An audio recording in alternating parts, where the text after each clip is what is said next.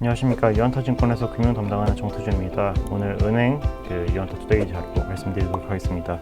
8월 먼슬리 자료 베이스로 작성을 했고요. 제목에서 결국에 자본 비율이 중요하다라고 이렇게 적어놨는데 그 배경에 대해서 말씀을 드리도록 하겠습니다. 일단 2분기 실적이 다 나왔습니다. 2분기 실적 중에서 좀 특기할 만했던 거는 주주 환원에 대한 정책이 강화가 됐다라는 건데요. 분기 배당이나 자사주 매입 서각에 신규로 참여하는 회사들이 늘어나고 있고, 그렇다 보니까 작년하고 비교를 해봤을 때 단적으로 좀 이 변화가 드러납니다. 현금 배당 금액으로만 놓고 봤었을 때 원래 분기 배당이 작년까지는 전체 현금 배당 금액의, 그러니까 연간 배당 금액이 30% 정도밖에 되지 않았는데, 올해에는 분기 배당을 좀 늘리면서, 이건 예상치이긴 하지만 연간 배당 금액의 40% 정도까지로 이 분기 배당의 비중이 좀 올라올 거다라고 예상을 하고 있고요. 거기다가 자사주 소각 금액도 보시면 작년에도 분명히 있긴 했었지만 올해 현저하게 증가를 한 걸 확인을 하실 수가 있습니다. 이게 이렇게 연말에 일회적으로 들어오던 배당이 이렇게 분기 배당이나 자사주 소각을 통해서 분산이 된다라는 거는 그만큼 연중 내내 안정적인 주가 흐름이 이어질 수 있는 요소다라고 판단을 하고 있는데요. 원래 그 배당 시즌이 되면 주가가 좀 이렇게 쭉 가다가 배당락을 크게 맞는 그런 현상을 계속 보여왔었다라고 하면, 이렇게 분산을 시키는 내용은 좀 더 안정적인 그런 주가 흐름을 보여줄 수 있는 요인이다라고 판단을 하고 있습니다. 게다가 이번에 BNK금융지주가 최초로 주주문구 폐쇄 이전에 배당을 얼마를 할지를 공시를 했는데, 이런 점들도 확실히 좀 더 이 불투명성을 완화시킨다는 점에서 할인율을 경감시킬 수 있는 그런 요인이다라고 판단을 하고 있고요. 거기다가 이제 배당 수익률을 보시면 보시는 것처럼 10%에 달하는 회사들도 있고, 대체로 그래도 한 6%는 넘는 상당히 이제 전체 업계 기준으로 봤었을 때 높은 배당 수익률을 다 지급을 하고 있습니다. 이게 지금 계속 상승을 하고 있는 거는 그만큼 그러니까 주주 환원이 늘어나는 것도 있고, 이익이 늘어나는 것도 있지만 가격이 빠지고 있는 것도 역할을 하고 있다고 보고 있는데, 근데 이제 작년의 사례를 좀 복기를 해보면, 작년에 시장금리가 자금 경색 시기에 4%에 달하는 시점이 왔었을 때 은행주 주가가 괜찮았습니다. 금리가 이렇게 높아지다 보면 주식에 대한 매력 자체가 떨어지고, 배당 수익률이 4%를 넘는 회사들이 그렇게 많지 않다 보니까 이렇게 배당 수익률이 높은 은행에 좀 초점이 맞춰지는 그런 현상이 발생을 한다라고 판단을 하고 있고요. 그게 이제 성장주에 대한 밸류에이션 부담이 가치주에 대한 관심으로 전이게 된다라고 표현을 해놨는데, 지금도 이제 시장금리가 다시 상승을 할 조짐을 보이고 있고, 시장금리가 왜 상승을 하느냐를 따져보면 고금리랑 고물가가 병존을 하고 있기 때문입니다. 원래는 금리를 올리면 물가가 잡혀야 되는데, 물론 물가가 잡히는 현상이 발생을 하고 있긴 하지만 아직도 물가 수준이 상당히 높은 편이기 때문에 여기서 지금 금리를 내리기도 상당히 부담스러운 수준이고, 그렇다고 금리를 올리자니 경기가 되게 부진한 상황이다 보니까 이러지도 못하고 저러지도 못하는 그런 상황이라고 보고 있습니다. 그래서 기준금리 유지가 사실상 현실적으로 가장 가능성 있는 방안이기 때문에 계속 한국은행에서도 기준금리를 유지하고 있다고 판단을 하고 있고요. 그렇다 보니까 기준금리 인하가 시장 기대보다 빠르게 나타나지 않는다라고 했었을 때 시장금리는 추가로 상승을 할 수도 있다. 그래서 이런 은행의 배당 매력이 다시 한번 부각이 될 수 있는 환경이 됐다라고 봅니다. 그런데 이런 긍정적인 변화는 상당히 좋은 내용이지만, 사실 지금 현실적인 대비도 좀 필요한 상황이라고 보는데요. 은행주 주가가 애초에 왜 부진한가라는 거를 따져보면 경기가 부진하기 때문이고, 그렇기 때문에 시스템이 불안정해서라고 보시면 좋을 것 같습니다.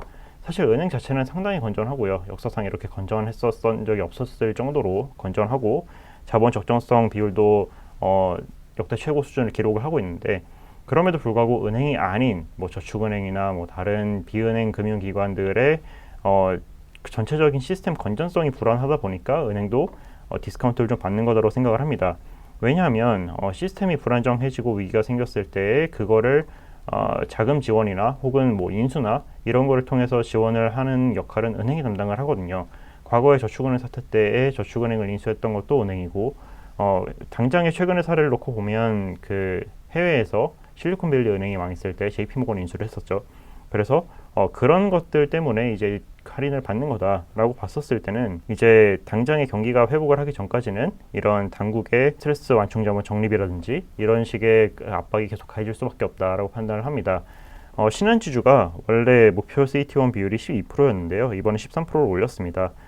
이게 스트레스 완충 자본이 이제 오는 10월에 부과가 될 거다라는 거를 예상을 해서 적립을 한 거다라고 보시면 좋을 것 같고요. 그렇기 때문에 이 목표 자본 비율이 상당히 이제 갖는 의미가 결국에는 시스템 불안에 대비하기 위해서 이 정도는 필요하다라는 걸로 이해를 하실 수가 있고, 여기에 넣는 회사가 KB금융이 유일합니다. 그렇다 보니까 KB금융이 가장 안정적인 모습을 보이고 있다라고도 얘기를 할 수 있습니다.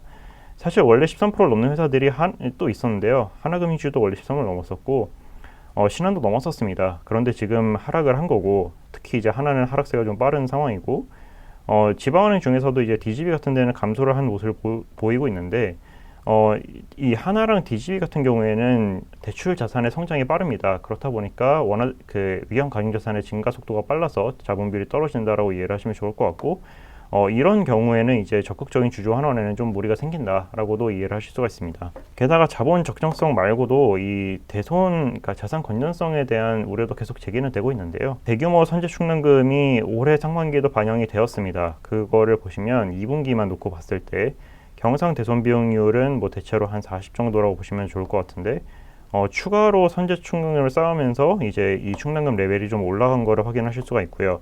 거기다가 이 지금 레벨을 보시면 앞에 시중은행들은 좀 괜찮은 편인데 뒤로 갈수록 좀 올라가는 그런 모습을 보이고 있습니다. 그래서 지방은행들이 상대적으로 좀 더 취약한 모습을 보이고 있는데, 지금 이제 2분기 때에 적립했었던 충당금은 PD 값을 조정을 한 게 많습니다. 이 PD 값과 LGD 값이라는 게 있는데요. 원래 이 대손 비용이라는 거는 대출에 대한 손실 비용이라는 뜻이고, PD 곱하기 LGD로 산출합니다. PD는 부도 확률, LGD는 부도가 났었을 때의 손실 규모를 의미를 하고, 지금 이제 코로나 시기에 정책금융이 상당히 많이 풀리면서 기본적으로 저금리와 그런 초저금리 대출이 많이 나왔기 때문에 이 부도 확률이 실질적으로 낮아졌습니다. 이게 무슨 얘기냐면 실제로 부도를 한 그 부도율 자체가 많이 떨어졌습니다.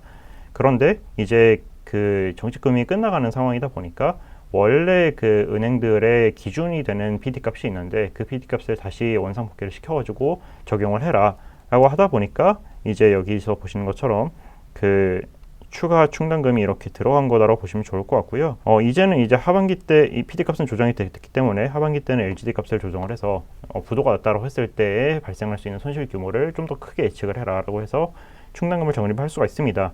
그런데 이게 지금 뭐 충당금을 계속 적립을 하고 있지만 기본적인 경상 그 부실채권 비율로 놓고 보시면 코로나 이전보다 낮습니다. 그래서 아직까지도 자산 건전성의 그 부담이 발생할 수 있는 요인은 좀 남아있다라고 판단을 하는 거고요.